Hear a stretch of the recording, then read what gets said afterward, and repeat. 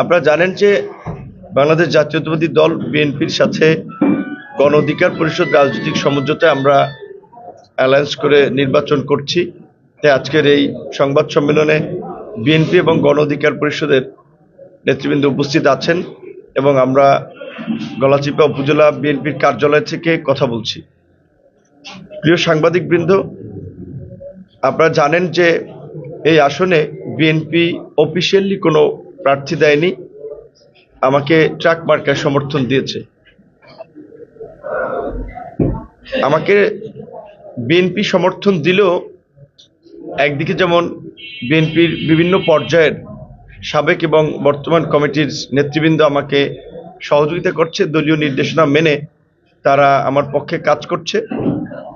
আবার গলাচিপা উপজেলা বিএনপির বড় একটা অংশই এখনো তারা জোটের প্রার্থী হিসেবে আমাকে সহযোগিতা করছে না, বরঞ্চ প্রতিনিয়ত প্রতি পদে পদেই তারা প্রতিবন্ধকতার সৃষ্টি করছে।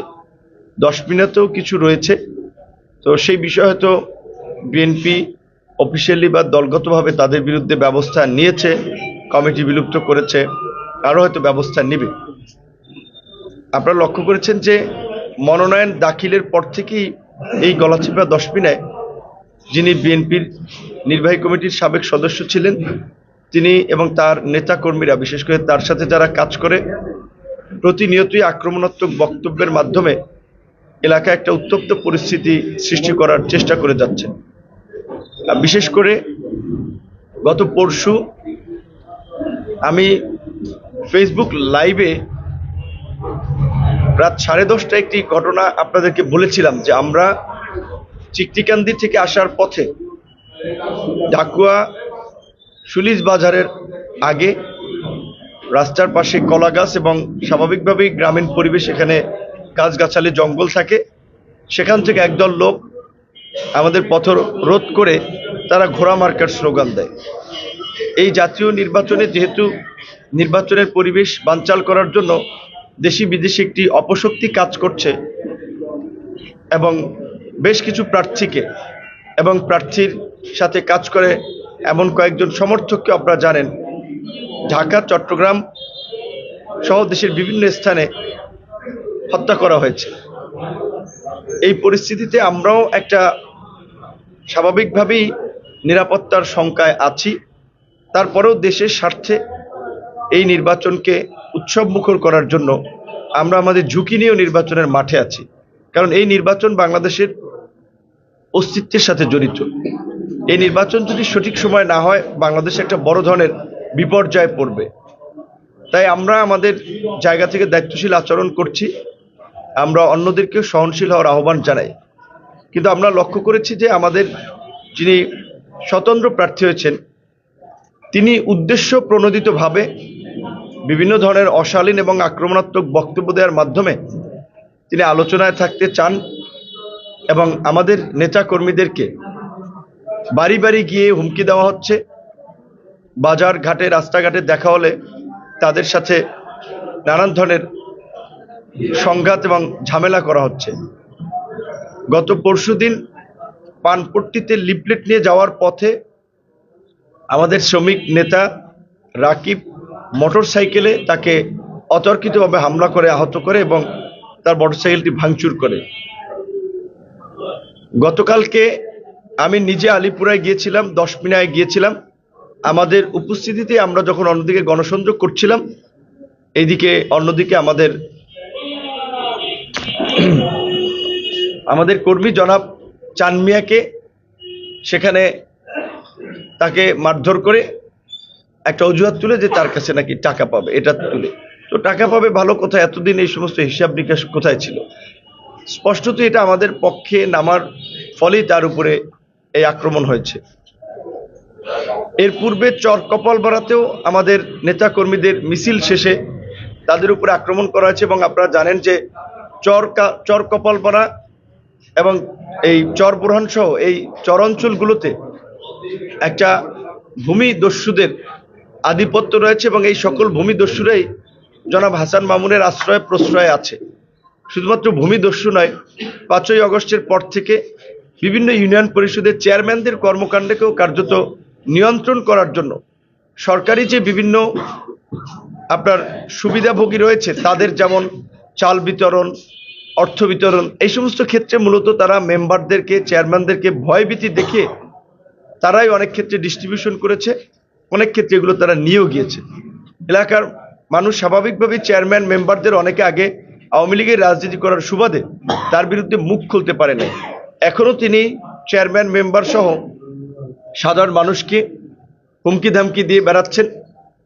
গতকালকে সন্ধ্যায় চরবরানে গণ অধিকার পরিষদের এবং বিএনপির নেতাকর্মীরা গণসংযোগ করতে গেলে সেখানে ট্রলার থেকে ওঠার সময় তাদের উপরে অতর্কিত আক্রমণ করে গণ অধিকার পরিষদের কার্যালয় ভাঙচুর করে।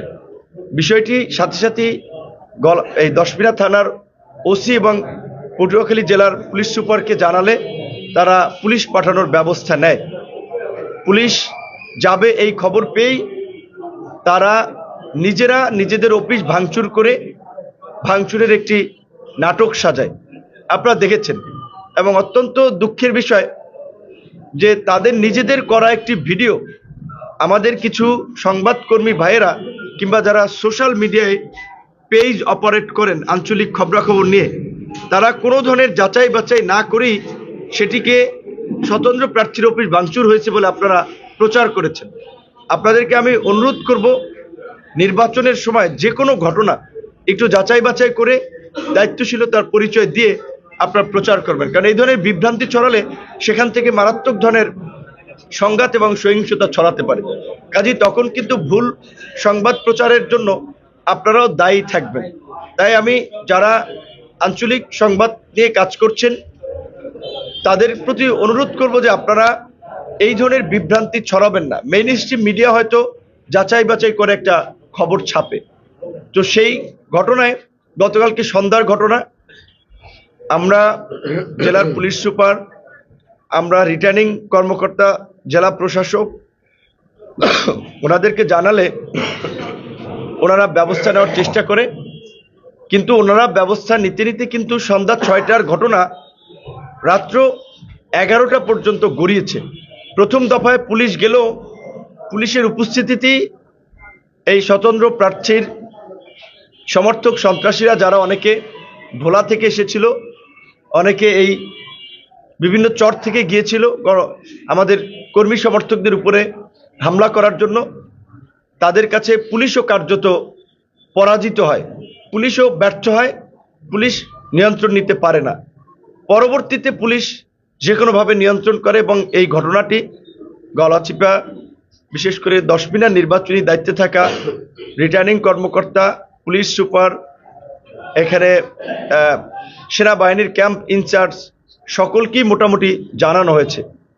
তো দেখেন, আজকে 27 তারিখ, নির্বাচন 12 তারিখ, নির্বাচনের পূর্বেই যদি এরকম একটি ঘটনা ঘটে যে যেখানে আমাদের মতো বাংলাদেশের পরিচিত এবং একটি দল নয়, জোটের প্রার্থী, একটা বড় দল বিএনপি সহ আমরা অ্যালায়েন্স করে জোট করেছি, সেখানে আমাদের কর্মীদের সাথে যদি এই অবস্থা হয় এবং এখানে যদি প্রশাসন সঠিক পদক্ষেপ না নিতে পারে তাহলে কিন্তু পরিস্থিতি অবনতির দিকে যাবে। এবং আমরা মনে করি যে এই নির্বাচন, আগামী নির্বাচন বানচাল করার জন্য দেশি বিদেশি অপশক্তি আমার এই আসনের এরকম এই স্বতন্ত্র প্রার্থীর মতোই অনেককে ব্যবহার করছে এবং করবে। আপনারা জানেন যে বিভিন্ন বক্তব্যে তিনি ওপেনলি বলেছেন যে ভিপি নূর এখানে এমপি হলে 20 বছরেও তার অস্তিত্ব থাকবে না, তাই তিনি আমাদেরকে ঠেকানোর জন্য মরিয়া হয়ে উঠেছেন, যা তার কথাবার্তাতেও প্রকাশ পায়।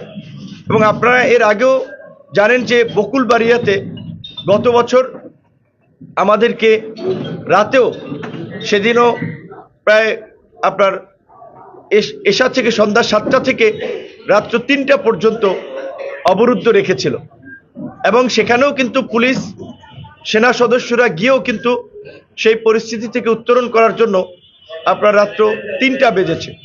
এখন কথা হচ্ছে যে আমরাও তো কাউন্টার করতে পারি, কারণ আমরা তো দুর্বল পার্টি না, কিন্তু আমরা চাচ্ছি যে কোনো পরিস্থিতিতে এলাকার পরিবেশ শান্ত থাকুক, মানুষের মধ্যে নির্বাচন নিয়ে একটা উৎসব থাকুক। কিন্তু এই স্বতন্ত্র প্রার্থী আমাদের কাছে যেটা মনে হচ্ছে যে এই দেশি বিদেশি শক্তি নির্বাচন বানচাল করার জন্য কাজ করছে, তাদের সাথে হাত মিলিয়েছে। এবং আমার মনে হয় যে তার বাসাবাড়ি রেড দিয়েও তার কালো টাকার বিষয়ে একটা অভিযান পরিচালনা করা দরকার। কারণ তিনি বিভিন্ন নেতৃবৃন্দকে পয়সা দিয়ে তার পক্ষে নামানোর চেষ্টা করছেন। তো কাজেই তার এই টাকার উৎস কি, তার আমরা যেটা দেখেছি হলফনামায় তার আয় এবং অর্থ তো এরকম না। তিনি প্রতিদিন আপনার লক্ষ লক্ষ টাকা খরচ করছেন এবং আমাদের কাছেও কর্মীরা এসে বলে যে তিনি তো তাদেরকে টাকা অফার করছেন। আপনারা জানেন এই বিষয়গুলো আমরা প্রশাসনকে বারবার খতিয়ে দেখার আমরা আহ্বান জানাই। এবং আজকের এই ঘটনায় গত 3 দিনের যে ঘটনা, আমাদের গলাচিপার চর কপালপাড়া থেকে শুরু করে গলাচিপার আরও বিভিন্ন ইউনিয়নে হুমকি ধামকি এগুলো দিচ্ছে 10 দিনের ঘটনা। এই ঘটনাগুলো আমরা প্রশাসনের সাথে কথা বলেছি, তারা লিখিতভাবে জমা দিতে বলেছে, আমরা তাদের কাছে লিখিতভাবেও জমা দিব। আমরা সরকার এবং প্রশাসনের প্রতি আহ্বান জানাবো নির্বাচনের পরিবেশ ঠিক রাখার জন্য যেন এই ধরনের ঘটনায় দ্রুত পদক্ষেপ নেয়। এবং আপনারা একটা বিষয় লক্ষ্য করবেন যে এখানে যিনি স্বতন্ত্র প্রার্থী তার উল্লেখযোগ্য রাজনৈতিক পরিচয় নাই এবং এই এলাকায় এই জনপদেও তিনি মানুষের জন্য কাজ করেছেন, মানুষের সাথে সম্পৃক্ত ছিলেন, সেরকম কোনো খুব বেশি ভালো রেকর্ড নাই। বরঞ্চ তিনি একটি নৈতিক পরিপন্থী কাজ করেছেন। মেধাবীদেরকে ধ্বংস করার জন্য এই প্রশ্নফাঁস যে চক্র, আপনারা জানেন যে দীর্ঘদিন ধরে এই চক্র পিএসসির প্রশ্নফাঁস সহ বিভিন্ন চাকরি বাকরির পরীক্ষার প্রশ্নফাঁস করে আসছে। যিনি সেই প্রশ্নফাঁস চক্রের সাথে জড়িত থাকার অভিযোগে গ্রেপ্তার হয়েছিলেন। এই ধরনের একজন ব্যক্তির প্রার্থী হওয়াটা সমাজ এবং রাষ্ট্রের জন্য ভয়ঙ্কর ক্ষতিকর। সেই জায়গা থেকে তিনি এখন নির্বাচনী পরিবেশকে উত্তপ্ত করার জন্য যে কাজগুলো করছেন, সেখানে যদি প্রশাসন নীরব থাকে তাহলে সেটার জন্য এখানে একটা বড় ধরনের বিপর্যয় হতে পারে। এবং তিনি তো প্রশাসনকে কেয়ার করছেন। আপনারা এর আগে তার মন্তব্য শুনেছেন যে প্রশাসন নাকি 2-4 জন প্রশাসন নাকি তার বাসায় ভাত রাঁধে। এখন এটা কোন প্রশাসন তার বাসায় ভাত রাঁধে সেটা আমরা জানি না। তো যারা প্রশাসনকে প্রকাশ্যভাবে তুচ্ছ তাচ্ছিল্য সহকারে কথা বলতে পারে, তাদের দ্বারা যে কোনো অপকর্মই করা সম্ভব। আমি এ পর্যায়ে আপনাদের সামনে একটি ঘটনা, বিশেষ করে চরবরানের ঘটনাটি আপনারা যেহেতু স্পটে ছিলেন না, আপনাদেরকে আমাদের মোবাইল থেকে একটু দেখাতে চাই যে কালকের একটা ঘটনা। আপনারা যদি দেখেন যে এটা আমার এই নির্বাচনী অফিসের এখানে তারা মিছিল নিয়ে আমাদের এই কার্যালয়ে লোকজনকে আক্রমণ করার জন্য দেখলে হাতে দেখবেন যে তাদের হাতে বাঁশ আছে, রামদা আছে। তারা এই লাঠি সোঁটা নিয়ে কিন্তু আমার অফিসের সামনে, আমার কার্যালয়ের সামনে গিয়েছে এবং সেখানে অফিস ভাঙচুর করেছে, আমাদের নেতা কর্মীদেরও আক্রমণ করেছে। এখন তারা নানান ধরনের গল্প বানায়, তার সপক্ষে কোনো যুক্তি নেই, একটি প্রমাণও নাই।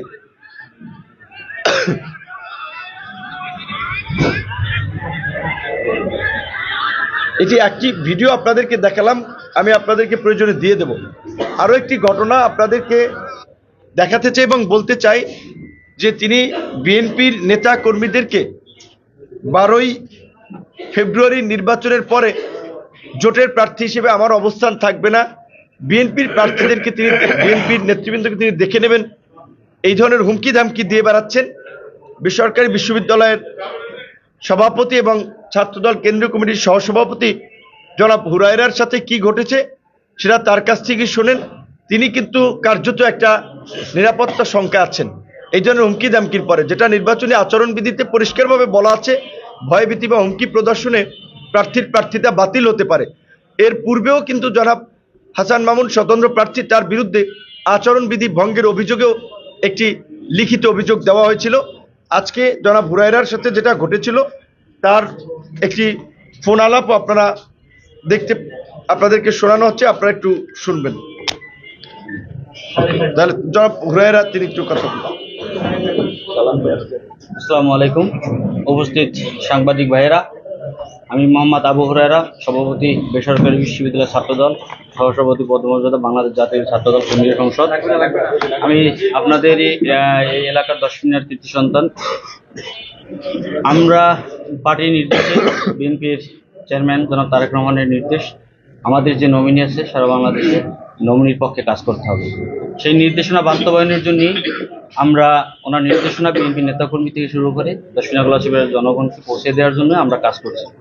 কিন্তু উনি যখন বিএনপি নেতাকর্মীরা আমাদেরকে জানতে চাচ্ছেন যে আমরা আসলে এখন এই পরিস্থিতিতে কী করব, আমরা সরাসরি নির্দেশ দিয়েছি যে আমাদের পার্টির হাইকমান্ডের নির্দেশ যে আমাদের যে নমিনি জোট প্রার্থী আমাদের বিপি সাবেক ডাক্তার বিপি নূর ভাইয়ের পক্ষেই আমাদের কাজ করতে হবে। একথা উনি জানতে পারছেন। জানার পরে উনি সরাসরি আমাকে ফোন দিয়ে হুমকি প্রদান করছেন যে কোন হাইকমান্ড আমাকে নির্দেশ দিয়েছেন, নানানভাবে জেরা করেছেন। আমি অত্যন্ত ভদ্রতার সাথে সুশৃঙ্খলভাবে আমি তাকে প্রত্যেকটি প্রশ্নের উত্তর দিয়েছি।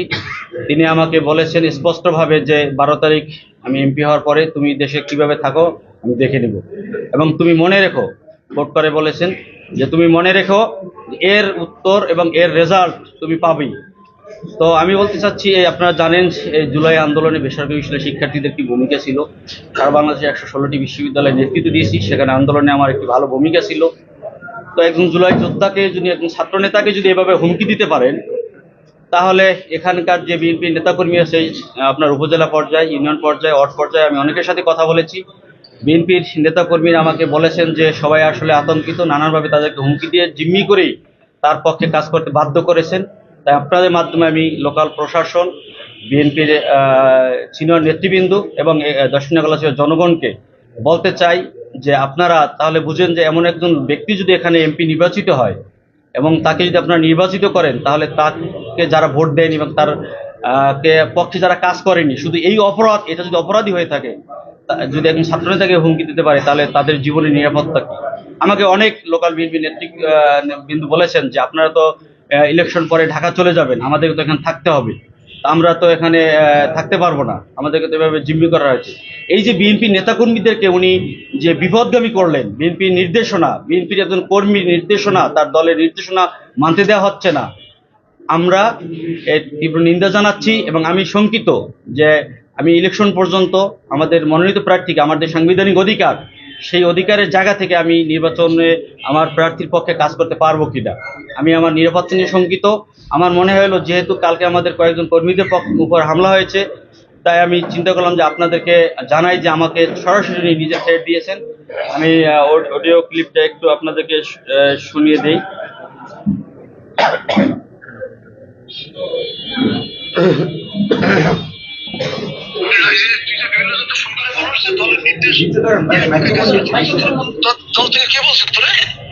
আমাদের সব সিনিয়র তো বলতেছে যে নমিনির পক্ষে কাজ করতে হবে, যারা দল থেকে দেয়। তো কে বলছে তোমার? কোন সিনিয়র বলছে তোমার? বলো। আমাদের দলের নির্দেশিত, চেয়ারম্যান স্যার নির্দেশিত ভাই। এরকম কে বলছে? তোমার বলছে? চেয়ারম্যান সাহেব বলছে তোমারে? বলছি আমাকে, স্পেশালি আমাকে বলবে কেন ভাইয়া? মানে এটা আমাদের পার্টি নির্দেশিত এরকম যে আমাদের পার্টি থেকে যে নমিনি বা পার্টি যে নির্দেশনা, নমিনি পক্ষেই কাজ করতে হবে।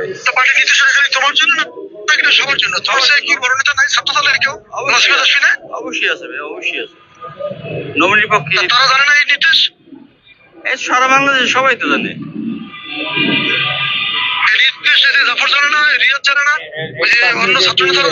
আমি আপনাদেরকে দিয়ে দিব। জি, আমি দিয়ে দিব। তো আমি আপনাদের মাধ্যমে আমি দক্ষিণা গলাচিপাড়া জনগণকে বলতে চাই যে আপনারা এখন সিদ্ধান্ত নেবেন যে 12 তারিখের পরে বিএনপি নেতাকর্মী এবং জনগণ এদেশে থাকবে, যারা ওনাকে ভোট দেয়নি, নাকি থাকবে না, সিদ্ধান্ত আপনারা নেবেন। আর আপনাদের মধ্যে প্রশাসনের সহযোগিতা চাচ্ছি, যাতে আমরা নির্বিঘ্নে আমাদের প্রার্থীর পক্ষে কাজ করতে পারি, সেই পরিবেশ যেন দক্ষিণা গলাচিপাড়ার জন্য বজায় থাকে। আর এই আশাবাদ ব্যক্ত করে আমি আমার বক্তব্য এখানে শেষ করছি। আমি আপনাদেরকে অডিও ক্লিপটা দিয়ে দিচ্ছি।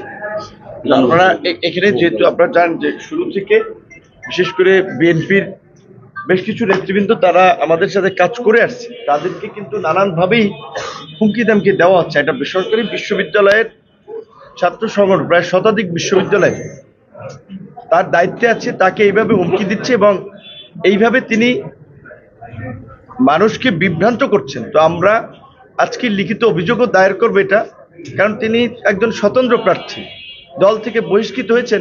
তিনি তার নির্বাচনী কার্যালয়ে বিএনপির প্রধান তারেক রহমানের ছবি লাগিয়ে, খালেদা জিয়ার ছবি লাগিয়ে মানুষকে বিভ্রান্ত করছেন। এটা তো তিনি পারেন না। এ পর্যায়ে সংক্ষিপ্তভাবে কথা বলবেন জনাব ইকচার রহমান কবির। বিসমিল্লাহির রহমানির রহিম।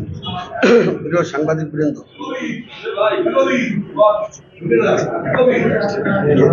আপনারা জানেন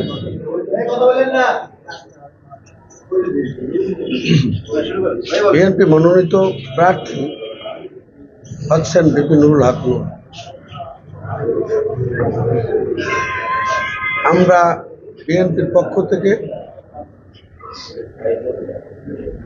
নির্দেশিত হয় এই আসনে এসেছি নুরুল হক নূরের পক্ষে কাজ করতে।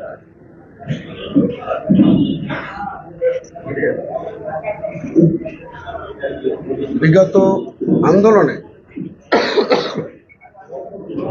আমাদের বেসরকারি বিশ্ববিদ্যালয়ের সভাপতি এবং ছাত্রদল কেন্দ্রীয় সংসদের বিপ্লবী সহসভাপতি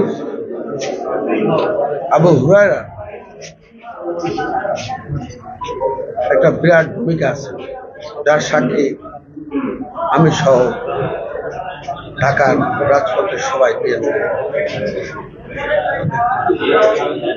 স্বতন্ত্র প্রার্থী বিএনপি থেকে ইতিপূর্বে বহিষ্কৃত হয়েছেন জনাব হাসান মামুন। তার মতো একজন ছাত্রনেতাকে যেভাবে থ্রেট করেছেন, আমি এর তীব্র নিন্দা জানাই। এবং সাথে সাথে আমি এটাও বলতে চাই, বিএনপির নেতাকর্মীদের ভয় পাওয়ার কিছু নেই। ওনারা বলেছেন তাদেরকে বিভিন্নভাবে জিম্মি করা হচ্ছে, কাউকে কোরআন নিয়ে শপথ পড়ানো হচ্ছে, কাউকে বিভিন্ন হুমকি ধামকি দেওয়া হচ্ছে। আমরা বলতে চাই, হাসান মামুন যেহেতু দল থেকে বহিষ্কার হয়েছে, তাই এই মুহূর্তে তিনি দলের কেউ নেই, কেউ নয়।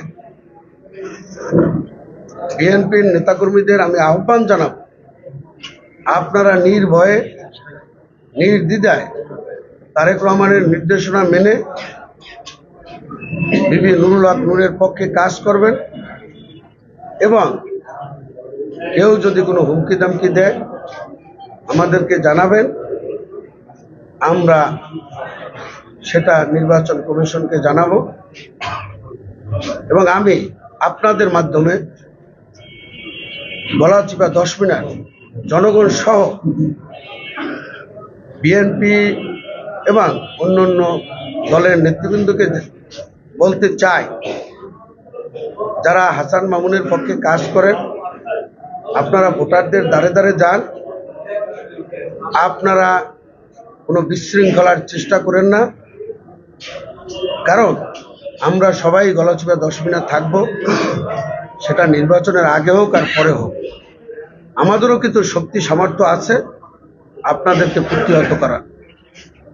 আমরা সেটা চাই না, সাংঘর্ষিক পরিস্থিতি তৈরি করতে আমরা চাই না। যদি বাধ্য করায় আমরাও কিন্তু যে কোনো পরিস্থিতির জন্য প্রস্তুত। আমি প্রশাসনকে বলবো, আপনারা অতি দ্রুত পক্ষপাতিত্ব ছেড়ে নিরপেক্ষভাবে এই বিষয়গুলো দেখেন। না দেখলে গলাচিপা 10 মিনিট পরিবেশ যদি নষ্ট হয়, এর দায় দায়িত্ব আপনাদেরকেও নিতে হবে। সকলকে ধন্যবাদ। আচ্ছা, আমি সর্বশেষ একটি কথা বলবো যে এখানে আপনারা জানেন যে হাসান মামুন সাহেবের ওয়াইফ সম্ভবত ডিসি থেকে আপনার যুগ্ম সচিব হয়েছেন। তো তিনি তো প্রকাশ্যেই বলেছেন যে তার বাসায় এরকমের প্রশাসনের লোক ভাত রাঁধে। তো তিনি এই গ্রামের সাধারণ মানুষকে বিভ্রান্ত করছেন এবং হুমকি দিচ্ছেন। এবং আজকে পর্যন্ত আমি মনে করি যে এখানকার প্রশাসন একটা ভালো নির্বাচন করার জন্য তারা নিরপেক্ষভাবে কাজ করবে, কিন্তু কিছু কিছু আচরণে কিন্তু সন্দেহ তৈরি হচ্ছে প্রশাসনের।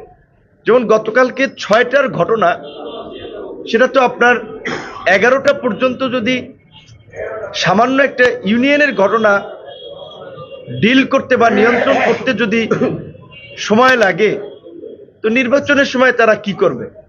আমি এটা খুব অবাক হয়েছি, খুব তাজ্জব বনে গেছে যে সামান্য একটা ঘটনা, হ্যাঁ ওটা হতে পারে দুর্গম এলাকা, স্পিড বোটে গেলে ওখানে সময় লাগে 10 থেকে 15 মিনিট, থানা থেকে ওখানে যেতে সর্বোচ্চ মোটমাট সময় লাগবে আধা ঘন্টা 35 মিনিট। এবং এই সমস্ত অপকর্ম করার পরে যদি তাদেরকে আইনের আওতায় না আনা হয়, তাহলে কিন্তু তারা উৎসাহিত হবে, তারা এই ধরনের ঘটনার পুনরাবৃত্তি ঘটাবে। তাই আমি সকল পর্যায়ের প্রশাসনকে বলবো, এই চর বোরহানের ঘটনা, 10 মিনার হামলার ঘটনা, চর কপালবাড়ার ঘটনা এবং পানপট্টির হামলার ঘটনাগুলো আপনারা তদন্ত করে আগামী 3 দিনের মধ্যে জড়িতদের বিষয়ে ব্যবস্থা নেবেন। অন্যথায় আমার যদি এইখান থেকে ঢাকা গিয়ে নির্বাচন কমিশনে এই বিষয়ে কথা বলার আগে আমরা সেটি ফিজিক্যালি যাব। আজকে পটুয়াখালীতে 4টি আসনে নির্বাচন হচ্ছে, কোনো আসনে ওইভাবে এরকমের সমস্যা হচ্ছে না। এখানে একটা দলের বহিষ্কৃত নেতা, যার নাম পরিচয় নাই, রাজনৈতিক পরিচয় নাই, তার আতঙ্কে যদি প্রশাসন থাকে এবং তিনি প্রকাশ্যে যদি এই ধরনের হুমকি ধামকি দিয়ে নির্বাচনী পরিবেশ নষ্ট করেন, সেটি প্রশাসনের ব্যর্থতা। তাই আমাদের বিনীত অনুরোধ থাকবে, বিশেষ করে চর বোরহানের এই ঘটনা সহ বিভিন্ন ঘটনায় যারা জড়িত, তাদের বিরুদ্ধে যেন আগামী 3 দিনের মধ্যে ব্যবস্থা নেওয়া হয়। এবং আপনাদের যারা আজকে উপস্থিত থেকেছেন, তাদের সকলের প্রতি আমাদের কৃতজ্ঞতা। এবং আপনাদেরকে সর্বশেষ এটুকু কথাই বলতে চাই যে আপনাদের সকলের একটা সঠিক সংবাদ এবং দায়িত্বশীল সংবাদ পরিবেশনই নির্বাচনের পরিবেশকে কিন্তু উৎসবমুখর করতে পারে। আল্লাহর হস্তে আপনারা কারো দ্বারা মিসগাইডেড হয়ে কারো নিজের মোবাইল থেকে করা ভিডিও আপনারা কেউ প্রচার করবেন না। আপনাদের প্রতিনিধি বা আপনারা কালেক্ট করেন, একজন একটা ভিডিও দিয়ে বলল, এবং আপনারা যদি সেটি প্রচার করেন, আমরা তো লোকাল নেতা না, আমি একটা দলের প্রধান, এটা আমাদের জন্য অসম্মানের। এবং আপনারা আমার নিজের জেলা বা উপজেলার সাংবাদিক সমাজ হয়ে আপনারা যদি আমার এই সম্মানহানিটা করেন, সেটা অত্যন্ত দুঃখজনক।